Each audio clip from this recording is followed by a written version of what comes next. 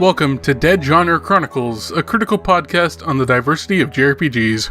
Drawing from the origin of the genre to the present day, every month we play through a JRPG and we invite you to play along and send us your questions and thoughts on it. I'm Devin, and I don't have a joke, I just really don't like this game. I'm Becky. I too recently reincarnated as a human girl because people love me too much. I'm Leroy, and I want to point out the legacy of working designs is dynamic designs. Just look that up. Fuck, I can't believe you. Wait, which one is dynamic designs again? It was the one that what are they called? Fan translation group. Yeah, they were a fan translation group, but they were the one that did an SNES RPG, but there was this one writer who was apparently like one of the key members of the group who wrote a bunch of shit for NPC dialogue that was just like, oh, fucking feminists and socialists and... Oh, God. Yeah.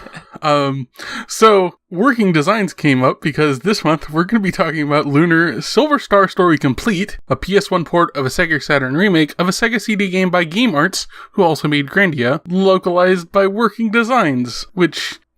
We have a question about this, and I kind of want to just lead with that, because like this game would probably be dull even without the working designs, but I feel like they kind of exacerbated it. What's the original Lunar called? Is it the Silver Star? Yeah. Okay, because that's what the game was called in my head. I'm like, that's not what it's actually called, though. Okay. Yeah. For some reason, they called it Silver Star Story Complete in the US, but or on the PS, it's Silver Star. And it's because it's the port of the Saturn version, which is the Silver Star Story. Yeah. The PlayStation version is the Silver Star Story Complete. Yes.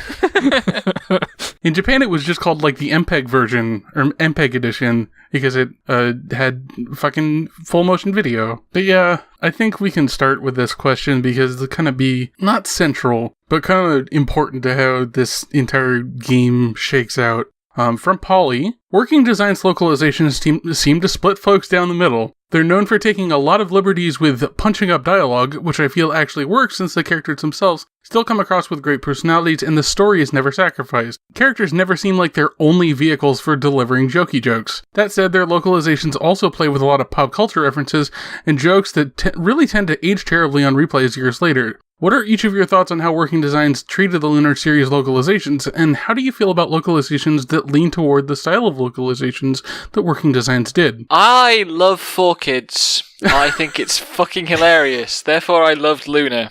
Wait, really? No, not at all.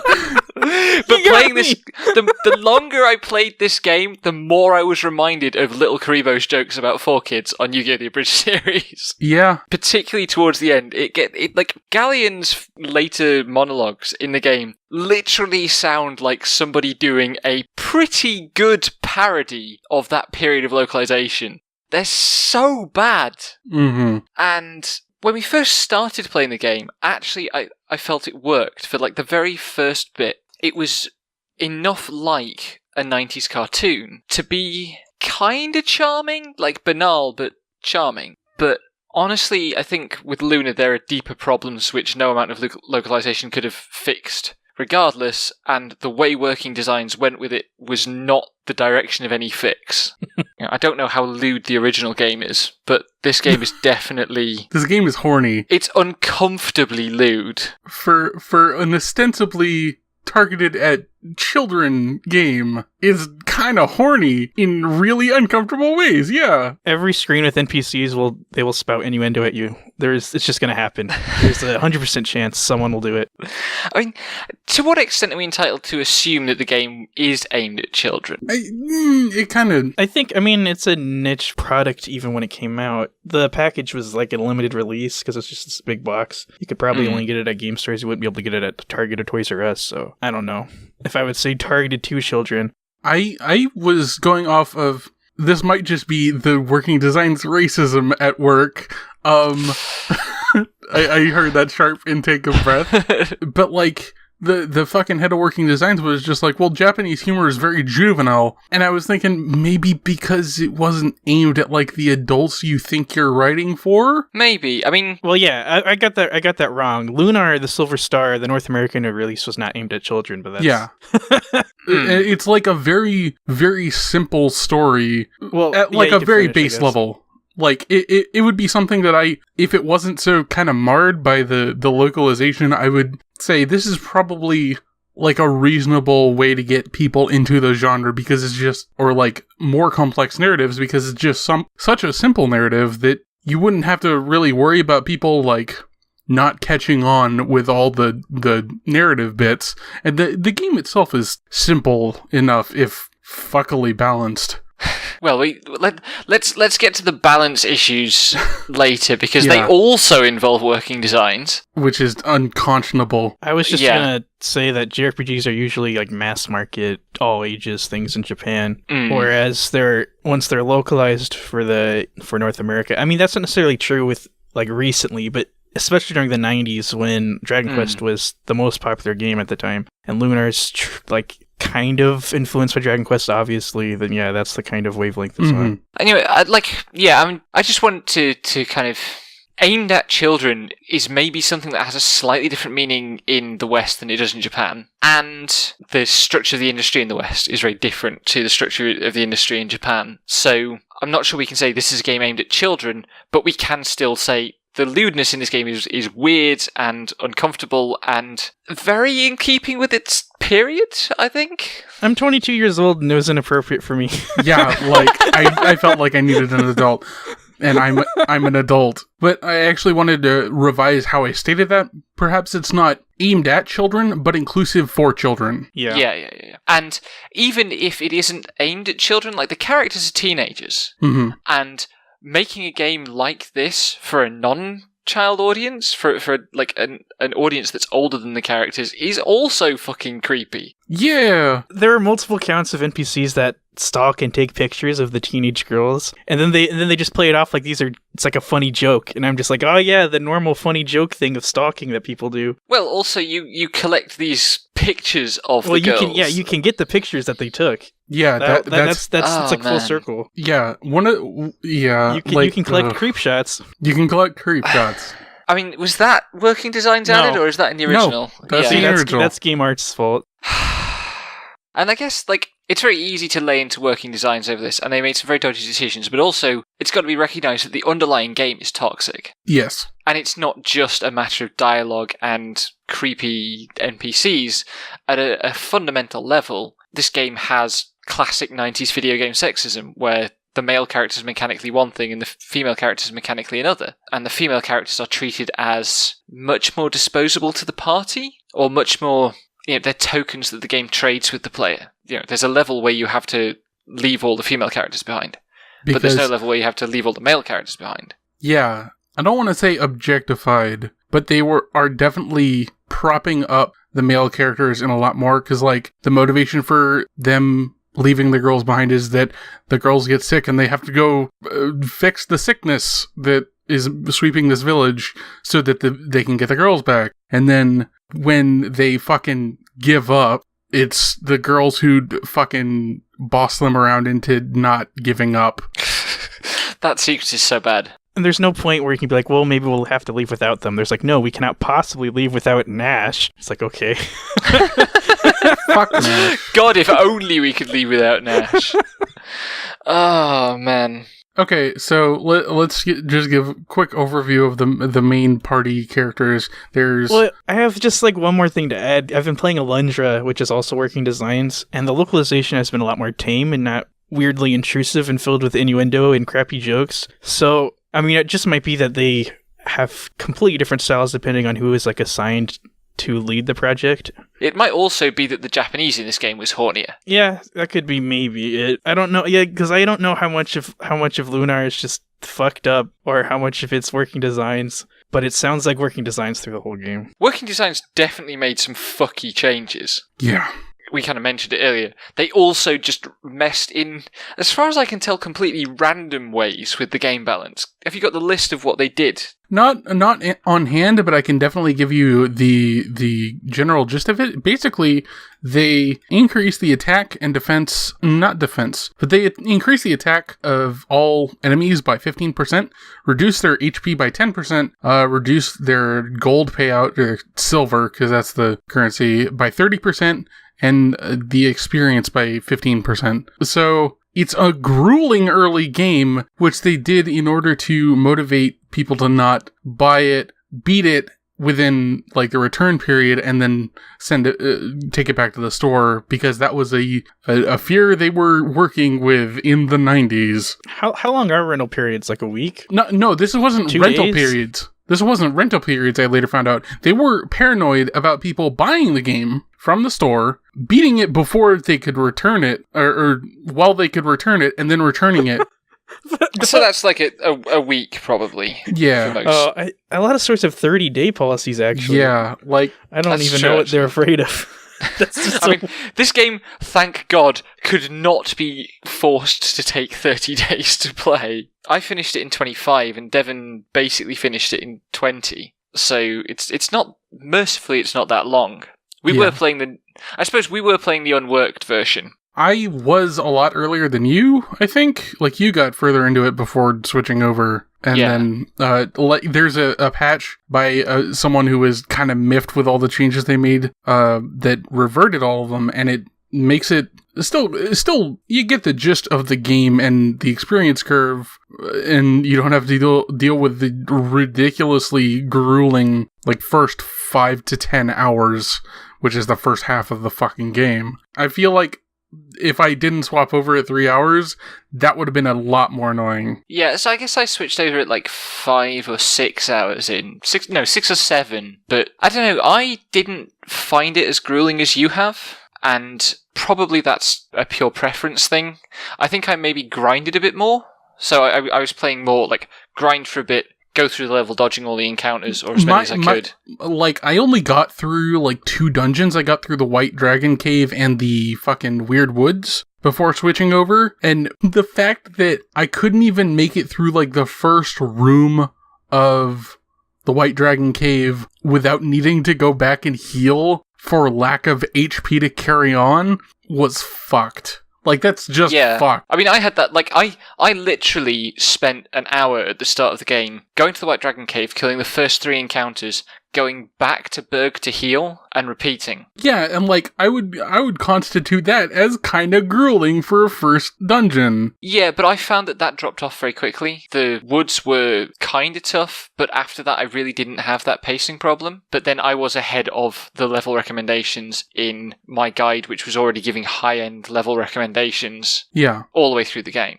Yeah, meanwhile, like, I had to stop and grind in the Weird Woods because I wasn't able to keep up with anything. And once I got out of the Weird Woods, I was just like, wasn't there a patch to make this not so bad? And then all of the enemies started, once I changed over, the enemies did like 20% less damage because their stats weren't so ridiculous. And I was just like, oh, this feels alright. The start didn't really catch me off guard or anything, because that's how a Dragon Quest game starts, or that's how Phantasy Star starts.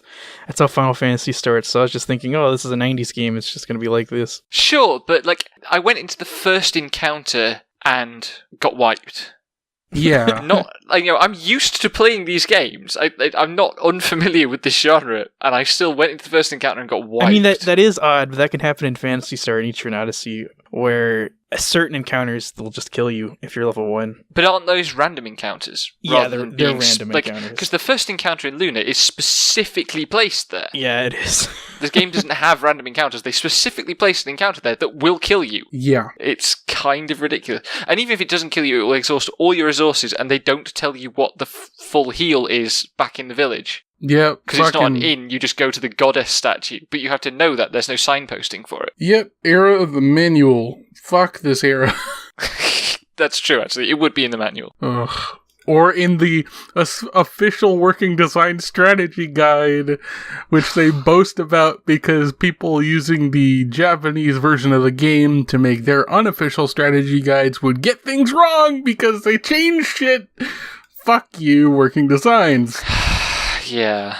So, we didn't like this game much. No. I feel like I've had a less unpleasant experience with it than you have overall, because it's more, in terms of the kind of rhythm or the pattern of play, it's more my kind of thing. I'm fine with it. It's just not motivating because it's boring as shit to get through. Like, none of the plot points were interesting enough to go like, I wonder where they're gonna go with this. Like, fucking the main girl's name is Luna. The game's name is Lunar. Like, what the fuck like, of course she's the goddess. Fucking, like, I literally could not give a shit about this game, and that's the only thing keeping me from beating it. Like, I could do literally anything else with my time, and did. I started playing Warframe this month. I've put 60 hours into Warframe this month, instead of this, which took 18. See, I kept getting glimmers of promise from the game, and they were all fucked up one way or another. Like, a fundamental premise of the scenario is that 500 years in the past, the goddess Althena exiled a bunch of people for some unspecified sin. There's probably lore somewhere in the game that explains what it was. Or in Lunar 2. Yeah, or in the manual, or the working designs bullshit, yeah. And she exiles these people to outside the realm of her influence, where it's barren and horrible. And these people become known as the Vile Tribe, and they want back in. And the actual plot of the game is about an evil dude exploiting their resentment to get himself an army and allies and forces in order to take over the world. That's a cool premise, and the game forgets about the Vile Tribe in the resolution. You go to where they live, and then you come back, and they stay where they live, and never appear in the story again. They talk about the Vile Tribe in the epilogue, and they say we shouldn't fight them with them anymore, and we should try to strike peace with them. That's it. That's the only mention of them, but it comes back up again. I mean, so it bugs me thematically, because a god that does that is evil. A god that exiles an entire race is evil. But the god's dead. But she's not. She reincarnated. No, they ended her reign. That's the whole arc of it, is that the god's dead now. We don't need her because she wasn't that. We don't need her for like humanity. I guess that's not how I read the ending. It's also text when you talk to the NPCs in the epilogue again. Ah, okay. I didn't talk to many NPCs in the epilogue because I just wanted it to be over. People would say, "What are we going to do without the goddess now?" And Alex says, "We never needed a goddess. The goddess is gone." And then Luna won't say anything. And Alex is like, "We don't need Dragon Masters. We don't need goddesses. We just need each other." The epilogue was the only part of the game I actually tied it together to. That's preferable, I suppose, but it would have been better if the conflict with the goddess had been more closely tied to that, rather than just she's gonna fucking destroy the world for some reason. Yeah.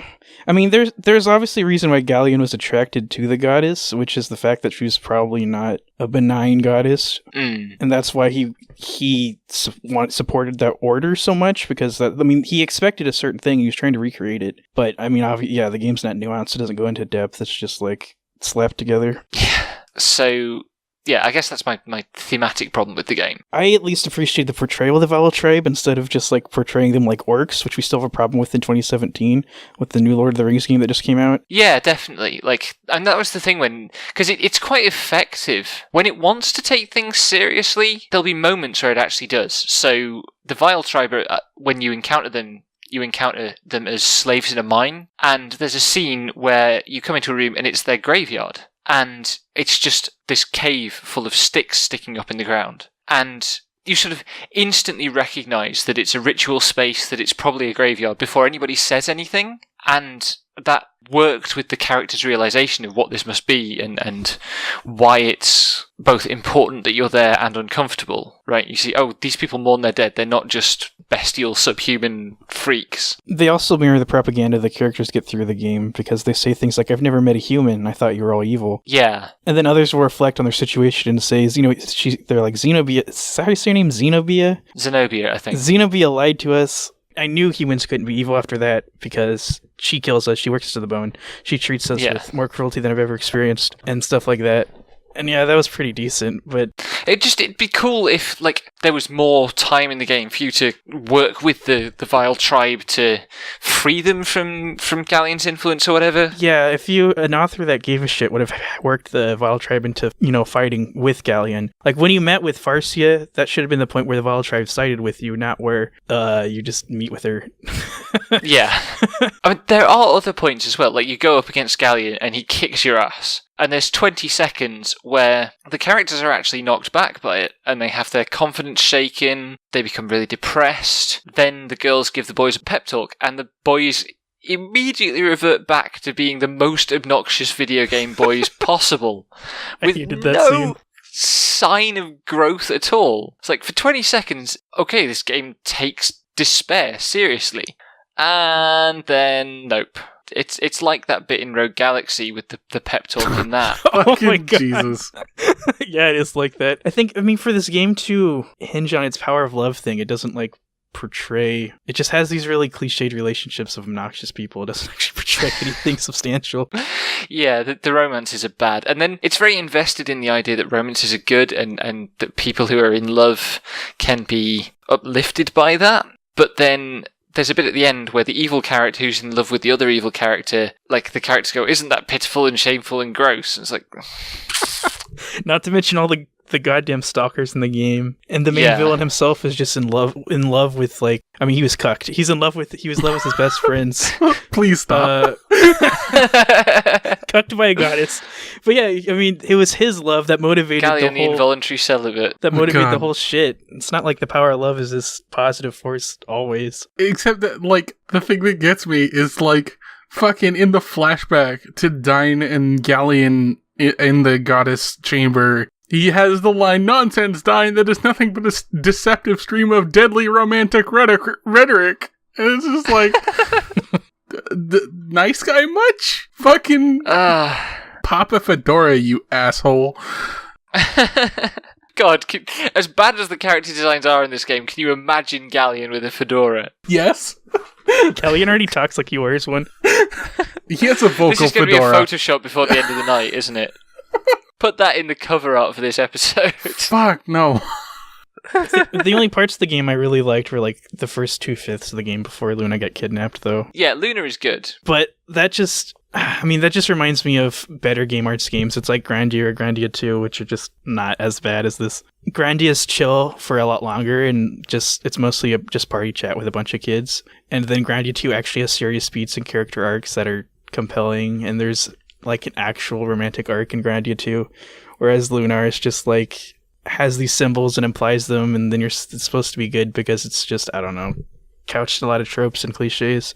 It's not so much believe in the power of love as, like, believe in the cultural myth of love that you're sold outside the game. Well, it's like, it's like a symbol of male action, and then the female passiveness.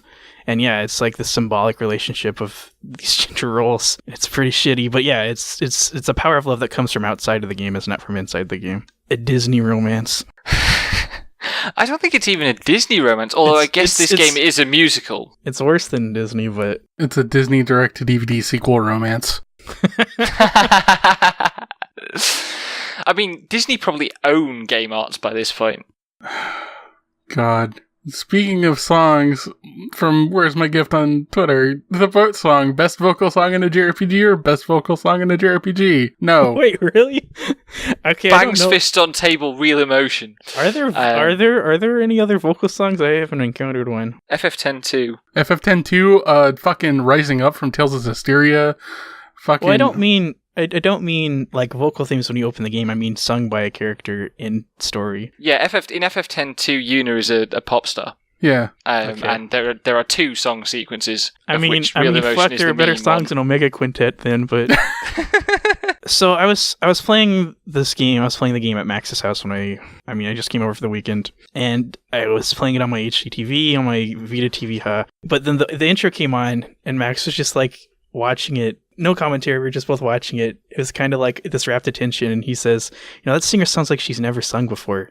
That's just the impression I get, is that she's never sang before, and it's really weird. And it's not bad. I can't say anything bad about it, because it just sounds like she doesn't know how to sing. And so I'd just be bullying. And I was like, yeah, I mean, that's what it is. Did you listen to the outtakes all the way through, Leroy? No, I did not. I gave up after 5 minutes, but I'm wondering if there are singing outtakes in there somewhere. There might be. I started listening for a little bit, and then I just left it on. I was like, I wonder how long they are. Can't be that long. I left it on for half hour while I did something else. It came back, and it was still going on. I was like, what the fuck? Yeah, I normally like outtakes. I'm a fan of outtakes generally, but after I'd been listening to it for 5 minutes, and it was mostly just the voice actors just laughing at themselves. I looked up on YouTube. It's like, this is going on a while. How long is it? And there's 25 minutes of voice acting outtakes just tacked on to the end of the credits for no fucking reason. I feel like that's twice the length of actual voice acting in the game. And the first sequence that's in it ends with the voice actress saying, it's something like, I hope I don't end up being used in the blooper reel for this game. And it's clearly not a joke about, sometimes when you see blooper reels and things, a character will say, well, that's going in the blooper reel then, or something. But this is clearly, this person really didn't want to be in the blooper reel, and she's in the blooper reel first. Yeah. That one we can pin on working designs. I was going to say, Lord save me, I'm going to reference Symphogear. Fucking Symphogear also has, voice actors that don't know how to fucking sing. The first season, they literally, just grabbed a voice actress who did not know how to sing, and she's the lead fucking character. That was a bad idea in 1990X. It was a bad idea in 2000X. Hire singers as voice actresses. That will suit your problems. In Symphogear, I think they at least tried to give her vocal training, though. Yeah, they did give her vocal training in, season 2, she's a lot better, but also, it's still Symphogear. You can't fix that. But in Lunar, like I said, it's just, alien to the concept of singing. Yeah. That's kind of the point I was trying to get across. Yeah, it's... Oh. I started to like the intro after listening to it 30 times, just for its bizarre quality. Stockholm Syndrome, please. But I'm not sure about that song on the boat. I only heard it once. No comment. I hated it, and also I hated the opening so much that no matter what else I was doing, if I was if I booted up the game, I would mash start for 15 seconds to make sure I skipped it. I don't want to hear a single goddamn note. If the singer's the same voice actor, she was better in baritone when she was the evil Luna, or whatever register to call that. The evil Luna song is actually effective musically. I don't think that it's well performed necessarily, but it's a it's a well chosen set of notes for what it's doing. Assuming that she means to hit all those notes off key. Because it's not actually well performed and it's awful. I don't like it. I have a musical background and it's killing me. I mean, I also have a musical background, but I've never been terribly sensitive to things being out of tune, so there's a reason that the only thing I've ever recorded on is drums. Yeah. I was able to tune a piano by ear, but I'm not bothered by things being out of tune either. Of course. Sounds like me. You said it, not me. Some of the music you listen to, who'd tell? Fucking, this game sucks. I've been saying that for the last 2 weeks. This game sucks. I mean, its use of music is particularly frustrating because they could have spent more of their absurd resource budget on the music if they really wanted to, but instead there's a bunch of anime cutscenes. And the music... It's never enough of the game for it to really make sense. There's a whole thing with Luna is a singer, and they know the bad guys are looking for singers because they know that the reincarnation of the goddess will be a good singer. But it's not really woven into the game in any way. It's just this kind of tangential plot beat that happens occasionally. And Alex plays the ocarina because he and Luna are going to be performing at the village festival at the start of the game. But no other characters are musically inclined. That fucking Shining Resonance. I wanted it to be something like that where every character had an instrument they could play and they all kind of knew what the fuck was up with music because the goddess is the goddess of song or something. Song is how she exudes her power. Fucking Jessica doesn't sing, which would have been a cool trait for her to have. Yeah, well also clearly they wanted to have that stupid scene where the other two couples have to sing together before right. Alex and Luna. I forgot about that.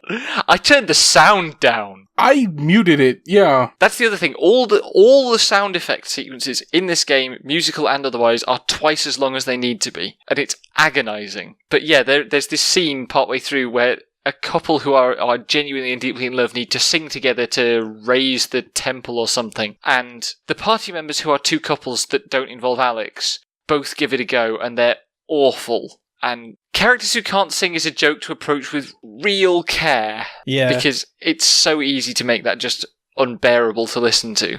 It's supposed to be comic relief, but you listen to it and it's not even funny. I mean, I'm laughing now. Yeah, it's comic distress, really. It's just kind of disappointing because, like the music itself is not terribly memorable either. Like, I would remember the opening blaring of the battle music, but nothing else, probably. I think the soundtrack's alright. I couldn't sing you any bits of it, but like I never can with games. I remember enjoying the music for several locations. It's very bland. I like a few of the town themes, a few of the dungeon themes. The dungeon themes stand out more, but they start to repeat too, and not always. The song choices don't always actually reflect the area you're in, and that was like, okay. Yeah. I liked the so-called bad song in the Wind City when you go there the first time. That was funny. I think the song was actually pretty good. It actually had a good use of syncopation and stuff, and everyone's like, "Oh, the song's terrible." I'm like, "Yeah, okay." Well, the thing that really bugged me is that like you fix it, and I actually couldn't really tell what the change was supposed to have been. Well, it was just the fixed song still sounds bad. Yeah, the fixed song is like the same song, just with the syncopation out. The rhythm is just more straightforward, 4/4 or whatever. And so it's basically the same song, just in a different rhythm, that's not different that much. It's a key change into a key that actually fits what they're fucking playing. Yeah, there's a key change too. Supposedly what you're doing with the rocks is like you're blocking air and it plays different notes like a flute or an ocarina or something. I mean, I heard the change immediately, but it's also not like super pronounced, I guess. I thought it was more charming. It would have been funnier to me if this village of songs and singing was just totally off key from everyone else, but they were really good at singing. They just had really fucking weird music. Also, it suggests that the entire world's music is diegetic because this one fucking village just has a music cave. Which is fucked. Yeah. The town had more character before you fixed the song. Yeah, definitely. Okay, one of my biggest pet peeves is there's an entire town where they characterize all the NPCs, every single one of them, as inbred hicks with no nuance or point to it. It's just a crass joke where the punchline is xenophobia and classism. They're like, haha, these poor people, they're all dumb. That's it. That's the entire town. And my favorite, like, Lunar is a huge script. It has an absurdly long script. It rivals Legend of Heroes game, where that whenever an event happens, you could theoretically go to every town and talk to people and they would have new things to say. I don't know why you would do that.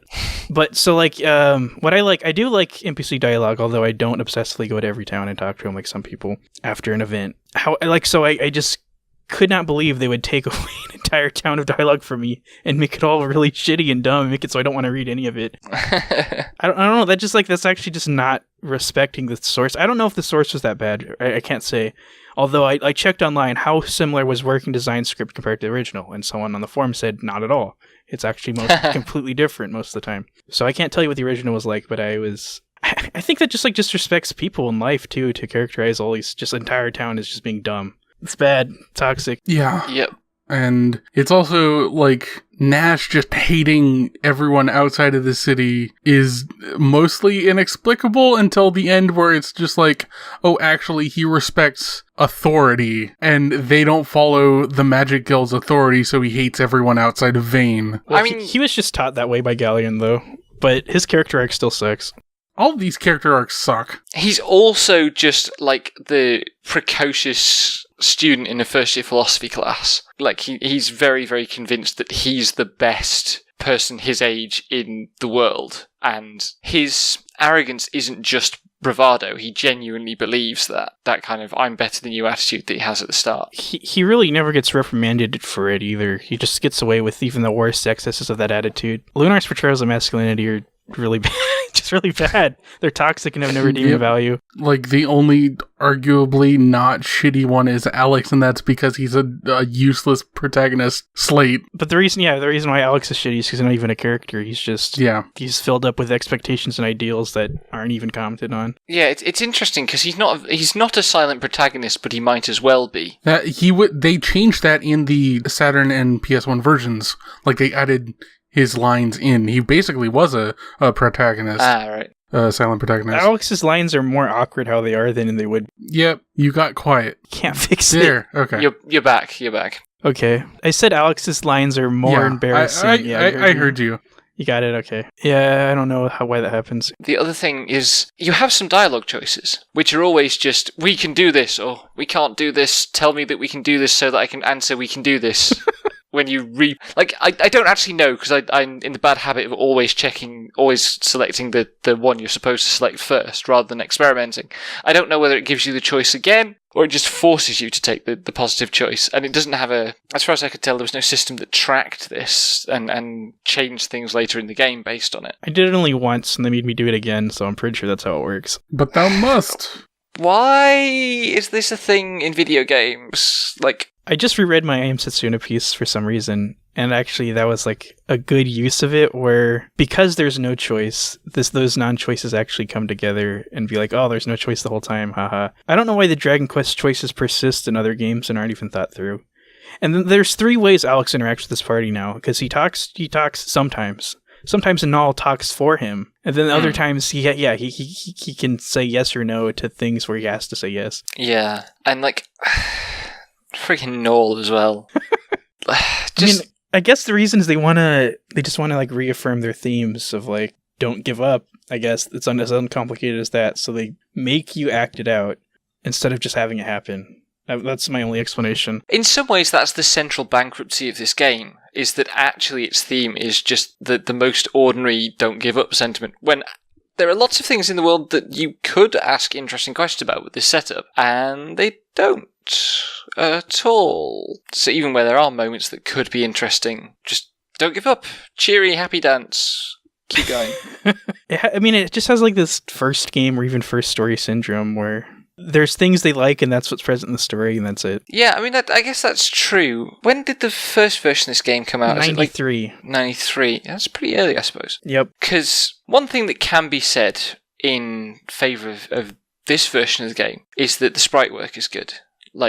It's not terribly original, but it's detailed and it's colourful and movement feels very free because it's a later era 2D game rather than being technologically limited at all. But, behind that it's kind of vacuous, right? Yeah. Yeah, I think it might just be because it's a remake / port of an earlier game, and they didn't try and fill in the gaps that behind all the writing that they could have. They just kind of threw it onto the Saturn. The plot sucks, but I would say that Lunar actually has some innovation if you take it as the 93 release, because I've played a lot of games from that time period, and I don't recall a game that has the same amount of party chat or the same amount of NPC interactions you can do, even if they suck. They're still putting an effort into trying to characterize and flesh out the world through dialogue, which is a path RPGs would take in the future. And Lunar is just they tried. I guess they tried. But I could see that the CD version of Lunar was one of the best-selling games. No, it was the best-selling game on the Sega CD in Japan. So I could say it was probably clearly influential in that regard. Do you know if it had the vaguely tactical element to the combat? In the combat, the characters move around an area, and there are area of effect attacks, which sometimes, if you position right, you can mitigate the effects of by spreading your characters out and stuff. I have no idea. I know there's random battles. That's it. Yeah. Right, okay. I'm looking at screenshots, and it appears it has the same system. Because I think if the encounters were better designed from an enemy design point of view, that system could be interesting. It ends up being a slog because they don't force you to think enough about positioning. They do a little bit because you've got to think about your own area of effect and where you can... The 2 spellcaster characters have a hit everything spell and a hit small area spell, which is much, much cheaper. And if you can hit most of the targets, much more efficient. So if you're thinking about exactly where to target those spells, that's a real way to save MP, where MP is the main form of depletion in the game. That could be a cool system if there were fewer encounters, because by its very nature it means encounters take longer, and you didn't fight the same 4 encounters a million times every dungeon. Oh yeah, there ends up being no depth or strategy to it. You just cast your AoE and have everyone else attack every single time, and then make sure you bought enough MP items. Yes. Like, the guide I was using just said, before you go to the final dungeon, fill your inventory with items. Sell everything you don't need. Fill your inventory with MP items. Here's the ratios you need between MP and healing items. Just stock up on everything. And I didn't need that much, but I was glad to have it so that I could spend them like water and not worry about it. I didn't finish this game because it was like an hour and a half ago, and I got to the final boss, and then I goofed up my button inputs, and I hit the AI button, which, fuck me, why does it start there every time you boot the game up? Holy shit. And then I was just like, okay, well, I'm fucked now, because if I don't open with certain things, I'm actually just fucked. So I rebooted it, then I did it again. So I was just like, well, I'm gonna watch the ending. Yeah, the auto battle in the game is bad. Why does it even have an auto battle? Well, it would be nice if they actually just attacked, but instead it like tries to do it, runs a script where they'll use items and cast spells, and I'm like, no, I don't want you to use my full MP restore. Yeah. Or even like early in the game, it'll just use up all your MP very, very quickly on spells that you can't afford to cast. Yeah. On trivial encounters. Yep. No. Stop, please.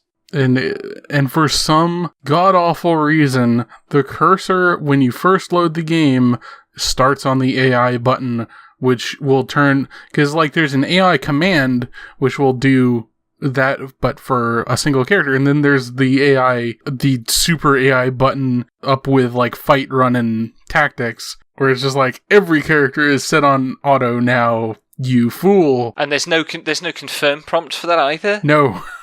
And when we say first time you boot up a game, it means every time you boot up the game, it defaults to that. I think it's even when you change screens. Like, I don't know why it stores memory like that, but if you do a thing that would respawn the enemies, it'll also reset your cursor to AI. No, it didn't do that for me. Oh, it didn't do that? Okay, then I'm wrong. I definitely made that mistake a few times. Because there will be times where I'll be straight up, I didn't restart the game, I'll just be playing it straight, and then my cursor will be on AI for some reason. I don't know if it's after cutscenes or something. Maybe. But yeah, it's a total pain in the arse, basically, is what we're saying. Yeah, so usually we do some sort of, like, plot rundown, and I think this is, like, we could probably summarize it in, like, 5 minutes, because this is not a complex plot, and you don't need to play this game, please God. I wholeheartedly recommend not playing this game. Yeah, this is definitely going on the don't play list, but... I was looking at the cutscenes of the original, and I wish I played that. It just looks so much better. Really? The Sega CD aesthetic? To me, it looks better. Yeah. The non-anime cutscenes, so... Oh, well, the character designs actually pop. Instead of looking like really dated anime that should not have come out, it looks like really suited to the colors and the screen choices they've made. It looks contemporarily appropriate. Well, yeah, I guess. But it also seems to like actually match the tools they're working with, where the remake doesn't. I said that we could probably do a plot rundown, but also, I'm so tired of thinking about this game that I don't remember the beginning of the game. I mean, we've kind of basically done it. Like, you are a young boy who dreams of being the next Dragon Master. The Dragon Master is the legendary hero who inherits the powers of the 4 dragons and serves the goddess. Skips the part where he becomes a Dragon Master and then... I mean, basically, you go around the world seeking out the dragons and also figuring out that something is very wrong. Various people betray you, and your girlfriend gets kidnapped. And who's also your sister. I mean... Adopted sister, but... My sister wife goddess. They live in the same house. Yeah. Fucking this game. It is weird, yeah. I mean, initially you are on a trek to meet the dragons, but you don't really know where to go, and anyway, you need to become members of the Magic Guild for some reason. I never really twigged that. And then you become members of the Magic Guild, and they send you on an assignment. I shouldn't answer this, but I can. It's because Galleon and Mia's mom, I don't remember her name, are friends of Dine, and are the old heroes, and they would know where to find Dine or where to find the dragons. So at least that was what they thought. Yeah. Yeah. Anyway, it turns out that the Magic Guild has been suborned, and also Galleon is evil, and he absconds with your girlfriend. And then you go and find the other 3 dragons and get their powers and confront Galleon, try to rescue Lunar, and he's too powerful. And he has like a fortress on tank tracks that he's going to use to destroy the Magic City. The grindery looks so stupid. It's called the Grindery. Yeah, Who it's calls called the their Grindery. fortress a Grindery? I'm gonna grind up these dragons. And you fight your way through the fortress, and then you don't stop it in time, and the goddess tower takes off with Lunar as the evil goddess, and then you go to the goddess tower and clear that out. And She's that's evil because she's basically it. been mind wiped and mind controlled, not because she's actually evil, which is really also Well, except stupid. that the goddess who she is the reincarnation of is evil, as discussed earlier. Yeah, they use like these. Basically, Luna is Althena, which is the goddess. Oh, I forgot the goddess had a name. Yeah, I yeah. was just like, the goddess is Luna. Well, basically. But basically they use like I brainwashed her while she was like mortal, so she's going to be evil even when she's restored to her full power and personality, which then gets erased by Luna overtaking it because Alex plays an ocarina, but only in the localization. Fucking, I can't believe that happened. There are like modular stories happen in each town, but I don't remember them because they're boring. Yeah, And- except for the one where you fix the pipes, because that was funny. yeah. Like, there's this town where they have a natural organ, and it's broken, and you go into it and fix it. Although I like some of the backgrounds in the levels. A lot of the levels are just like, here's a big open space with actually no thought into the shapes. We're just going to put in spaces you can walk in, and that kind of annoyed me. In a 2D game, it's just not very... doesn't look that good. It's just kind of boring The to wall travel clipping through. is really bad as well. Like, you catch on edges, and the enemies have really large hitboxes and move really quick. You So can't even it's avoid the enemies, but yeah. Yeah. I mean, I found by the end of the game I had a pretty good rate of success, but I also had no the idea how to do it. last area is really easy by There are comparison. slower enemies though, but there are enemies that just instantly travel the field. And it's like, okay, why are these even symbols? Yeah, it really depends on which specific enemies you're dealing with, because some of them are like, you can bait them into charging and then sidestep them like a matador, and then most of them are like, here's a narrow corridor, technically you can bypass this enemy, but also you can't most of the time. Like, I kind of likened it to Final Fantasy 13, where if you're very skilled and know how to manipulate them into moving a way you want, you can bypass them, but most people won't be able to do that. And there's basically no point to running because you don't lose your hitbox when you get out of an enemy encounter after running. So you're just gonna get walled by them, and it fucking sucks. And why is there even a run button? And why is this not a random encounter game? I would rather have that. Oh my god. Flying enemies are just like heat seeking too. They'll just like get you. There's nothing you can do. Yeah. Yeah. I actually like the world map, but then they introduced fast travel pretty early. And then the world map's Immediately, done. like, oof. Never travel on it, and then I forgot about it. The thing about the world map is that it's detailed enough that I felt like it wasn't as readable. Like, it allowed for you to like walk behind mountains and stuff, and I fucking like, the game opens and you're in this like little valley with this town called Berg that's surrounded by water, except on like the bridge that you leave it by. So I was just like, I'm supposed to go to the east to go to this cave. How the fuck do I do that? And I was just like, oh, I can walk behind the mountains. Oh, Yeah. why can't I climb this ledge? Oh, that little shaded bit is an indication of where the walkable path is. Oh, like, it's too detailed for me, and like I couldn't read it very easily because of that. Yeah. I mean, I liked it not having like Yeah, any encounters there's on the no one. That was encounters. an interesting that touch. was the only good thing this learned from Chrono Trigger. But also, just on the fast travel thing, the reason that they have to give you fast travel early is that they make a plot point, a minor one, out of every shop that you can buy MP restore items at has a reason in narrative for why you can buy MP restore items there. Like, you can buy them at the shop in the Magic City, and you can buy them at the Thieves Guild, where they say, well, you steal them from the Magic City, but you can't buy them at other shops. And there's also a shop in Maribia that you can buy them at because they're licensed. That's right. And there's also a lot of times where the game's like, you're going to travel by airship or ship to the other continent, and you can't go back. But Yeah. here's these wings so you can. And it's just great. Yeah. That's The only good. time they redact that is when you're in the frontier, because it's the magic of Althena that gives those wings any power, which is weirdly there's no shops in the frontier either. So, like, if you want to go back to get shopping done, you have to go back to your fucking airship. And which is after having an entire game where it's just like, now you can go wherever you want. And here's oh my god. So, I was also going to bring this up. They made changes to, I think they made, like, changes to one spell. No, they made changes to 2 spells. They made changes to 2 of Jessica's spells. She's the healer. She has an escape from dungeons, which costs 1 MP, but in the Working Designs localization, it's 20 MP. Oh god, yeah. And then her heal all HP spell for 1 target, which is 1 target, I'm pretty sure is not the 10 that it is in the original. Do you remember how much it was, Leroy? Because I remember reading it was something like 40. Wait, the heal all? What? Yeah. No, the full heal for 1 character. I think it's 20. Yeah, 20. It's like 10 in the original. It's 20 in the Working Designs version. Yeah. Yeah. I mean, at 10, it's vaguely efficient. Yeah, like... I wasn't even able to use Jessica in the last battle. It just came down to Alex, so it's pretty unfortunate. Characterization again.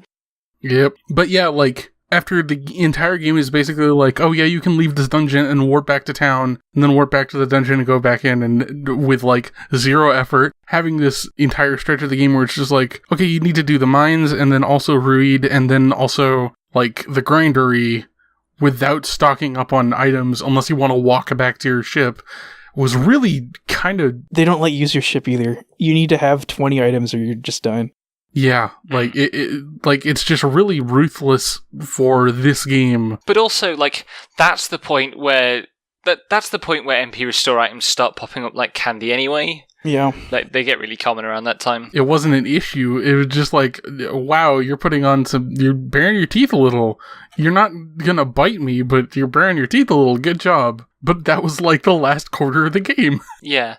I mean, it's interesting because the game is clearly balanced around depletion. I think this is probably why I maybe found it less obnoxious than you did. It's very much, can you get through this segment of play while managing your resources effectively? And your character's ordinary attacks are so pitiful most of the time that you do have to be casting spells. Not really. A lot of the time when you have a cane weapon, you can use it as a spell and it does more damage for the mages than like regular attacks and also doesn't move them. So like I was using that for a lot of the things and it was just like, okay, I'm not having issues at all with any of these encounters. Like, it wasn't an issue of depletion for me. It was just me getting bored by there not being plot developments that shocked me. I had to cast, and I had to buy like 7 to 14 of those silver lights every single, or what are they called? I don't know. The blue Starlight? Yeah, Starlights. I had to buy 7 to 14 of those every dungeon, but I was playing on the bullshit version. I mean, I was buying a lot of them, but I found that I felt that I was still making trade-off decisions that were interesting. I was probably being too paranoid about MP conservation because I kept expecting levels to be longer than they were. So they give you a lot of money, so I was just habitually buying a lot of stuff, but I always do that in RPGs. Yeah. I got pressured in some boss fights, but the dungeons are actually just really boring for me. I found that I liked it, but I tend to be more sensitive to being like vaguely pressured than you. Like, you play hard games, I don't. And I apparently don't have trouble with games except for weird situations where I am time crunched. We should briefly mention how bad the inventory system is. It's Dragon Quest but shittier. I can't explain it because I don't the UI doesn't work. Ugh. Nothing stacks, and you can't swap items between characters. So if you have a character whose inventory is full and you want to give them an item, you first have to find someone else for them to hand an item to, and then you can hand them the item you want to hand them. There are a lot of points in the game where I just had to throw something away in order to make space to move items around. Yeah. And then shuffle items around 4 different characters. And the menu structure is awkward in ways that are difficult to describe, but were really counterintuitive to use. So yeah, it's bad. The NPC writing's bad too. And we already talked about it a bit, but I was just thinking about, it reminds me of like something like Barclay Aiden or an RPG Maker game. But in those games, which it's like usually situation comedy, or what's funny is the setting, or it's funny is that these people believe in some things with conviction. It's not funny because of the people, but in Lunar, the jokes are always on the strangers. They're just like stupid, or they make a sexual joke and you're supposed to laugh with them or laugh at them. And it's just, at all times are constantly painting strangers like morons, even though you're supposed to care about the world and save it. And it's just like, they just don't care about the world itself in the story of the game through, like, that's what their script rating tells me. I guess, I mean, you could argue that it's trying to show that actually Althena's judgment that humans are pretty feckless and need to stand on their own feet a bit is a little bit justified. But Maybe. I think that's a stretch. Yeah, that's also just saying Galleon's right. They're all morons, so they need to be ruled by him. Well, I mean, if you want to buy the game's wrap-up, you have to accept that, Althena was right 15 years in the past to diagnose there being a problem with humanity. Yeah. And there's a problem with humanity in the game. But I don't think there's any intentionality behind that. I think it's just badly written. Yeah. Well, Alex also has this, like, ends up with his hope in people, and I'm just like, what people? Who'd you talk to? I talked to all of them in the game. I don't like these people. And this is why it took you 15 hours longer than it took us. Oh, I was at one point I was trying to get the stupid the bromides, but I messed up some of the triggers and I gave up. I was trying to avoid them. Yeah, I still ended up with 3. I went through the bonus dungeon to get the hot you spring stupid ass. You motherfucker. The bonus dungeon in this game is a dangerous forest at the center of which lies a hot spring where you get fucking bath scenes with the 2 girls in the party. The encounters in the forest are harder than the encounters at the end of the game. Yeah. Also, like, we should clarify, there are 2 bathhouse sequences in the game. One which is easy to get, which is the men, and one which is hard to get, which is the women.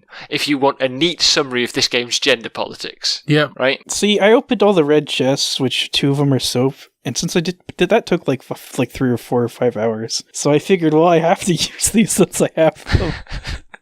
You see, I skipped the red chest that had soap in because I was going down a list. It was like, fuck this, I don't need soap. Was it worth it? No. I think that's our opinion on this game. Just wasn't worth pretty it. Much. No. Should we move on to questions? I mean, we only have one set of questions left, and it's the one I'm kind of dreading talking about. I'm so sorry, Twitter user. I think like the best thing I could say is that they tried, and I liked I liked that the game almost is like a counter to really. It's like kind of like a reenactment of the Enlightenment. Galleon's like, we need God in order to have morals, and then you're like, we've discovered things, and that's not true, and we don't need Althena, we don't need a Dragon Master, and like turning over the responsibility and agency toward the people is actually a collective attitude and a belief in collectivity and society. And I liked that, except none of the rest of the game supports it at all. So yeah, I mean, it is an interesting theme.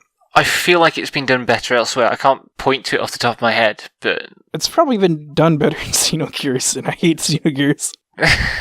Kind of. Like, there are definitely games where you kill God, JRPGs where you kill God because you don't need God anymore. Isn't that Persona 5? I haven't played Persona 5. Yeah, that's like Persona 5. It's a very kind of Persona-y sentiment, even if it's not the main plot beat of most Persona games. But it's also quite a JRPG thing. It was even in Saga 1, at least, echoes of it.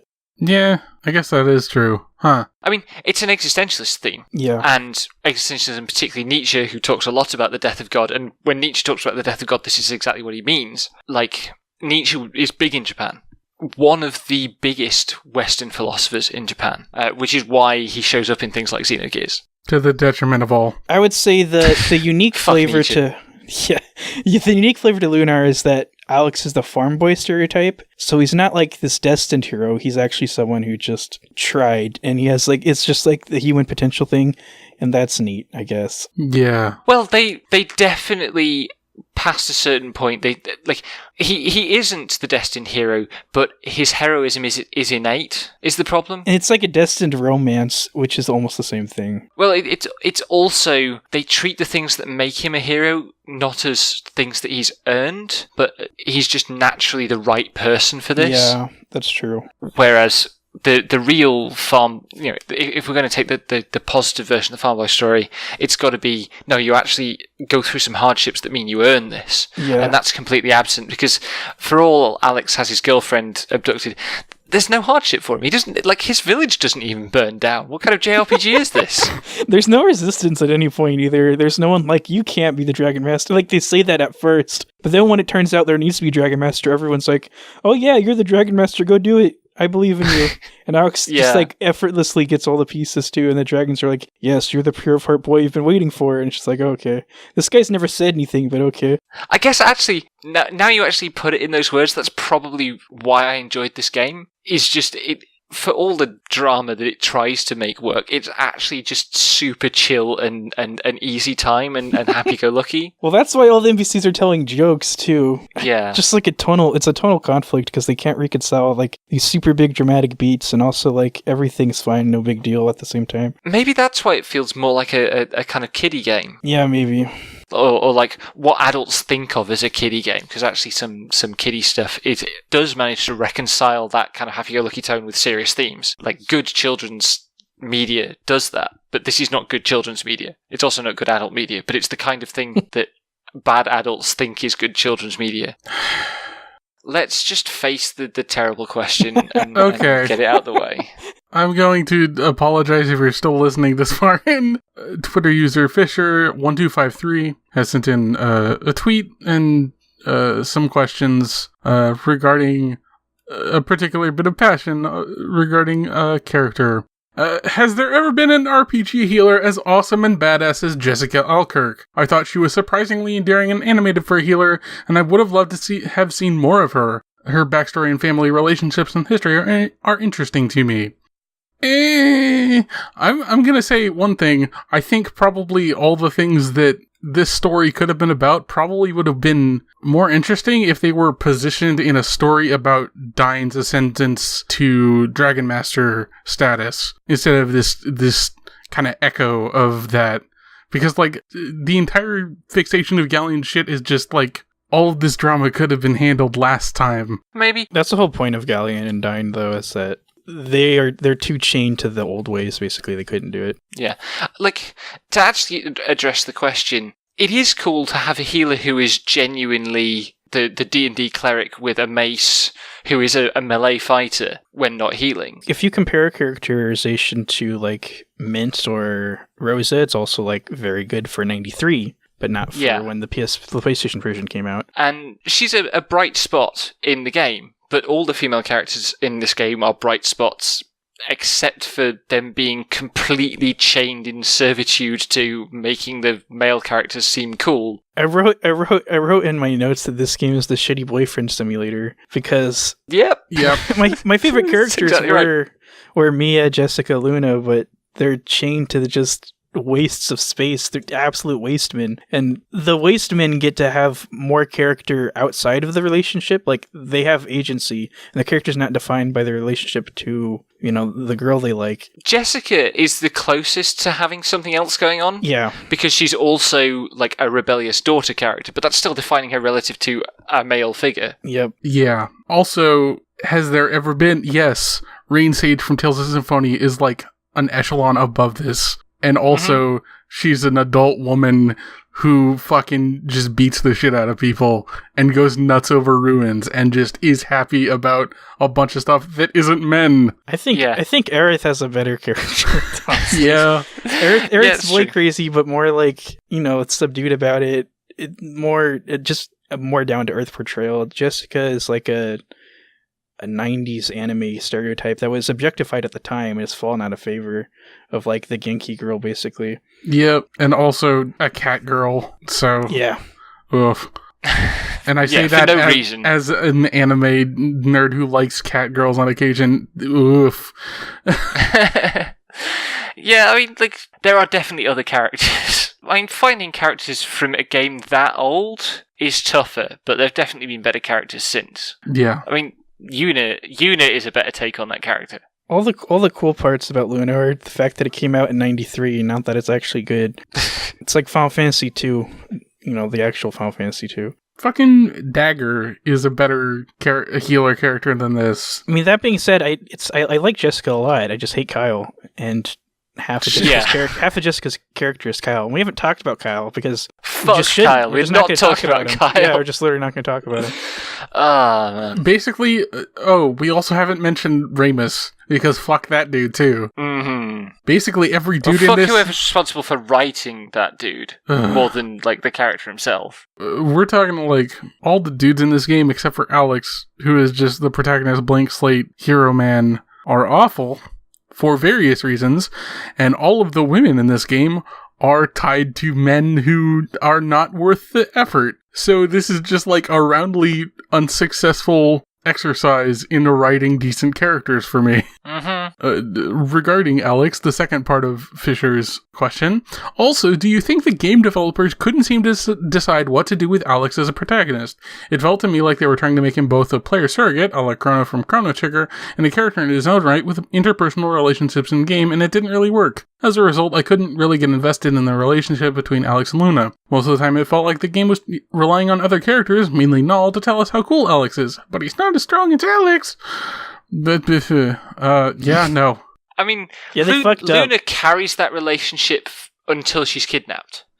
And then there's nothing to carry that relationship because there's just Alex. It's very clear that the developers didn't know what they were doing because they changed their mind in the second version and gave him dialogue.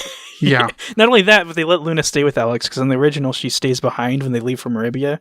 So she's actually not even a character in the original. Yeah. But yeah, I would say they fucked up even in this version though too, because Alex isn't a character. There is no romance between the two. Alex is just like a ball of player motivation. Like if there's anything, like from my read, they have more of like a brother-sister relationship and there's some teenage fascination, but there's no textual evidence that these characters will actually go the distance or the romance is going to last. They don't have, nothing like that happens. Well, except in that epilogue you like so much.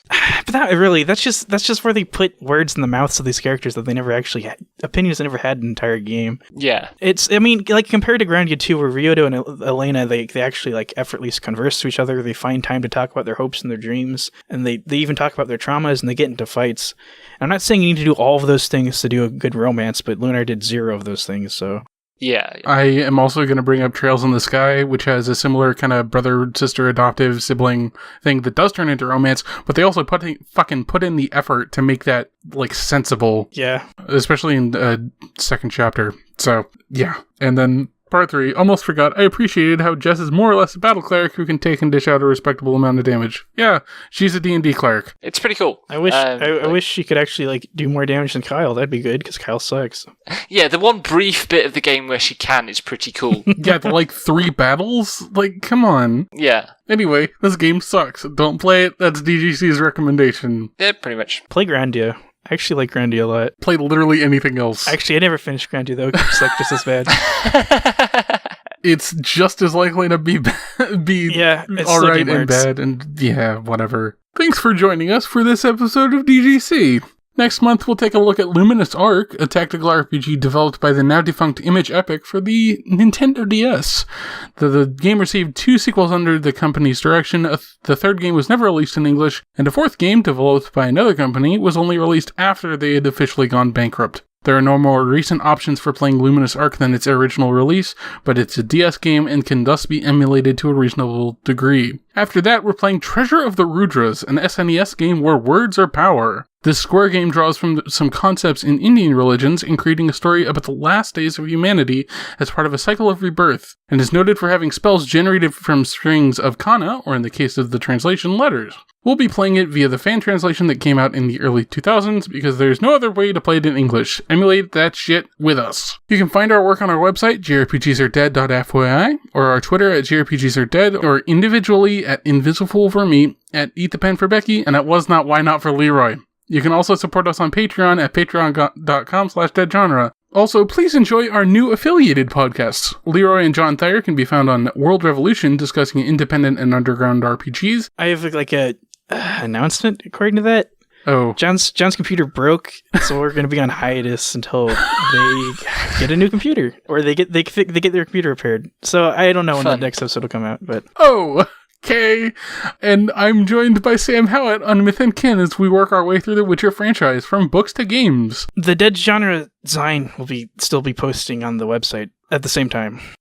Yeah, we're adapting the Dead Genre Zine to Oh my god, I said Zynecke. I didn't even notice it until Devin got it right. Yeah, same. I'm sorry. Oh I've my thrown God. everything off, but that's perfect. We're adapting the dead Oh, my genre zines. life. God damn it. We're adapting the dead genre zine to posting The on deep our genre website. On our website, and we're going to be looking forward to commissioning people for JRPG related pitches in the future. Please support us on Patreon or whatever future alternatives we may come across to keep that coming in the future. You can find episode 1 of World Revolution and future episodes of Myth and Kin on our Libsyn feed. Join us next time for episode 29 of Dead Genre Chronicles. Good night, everybody.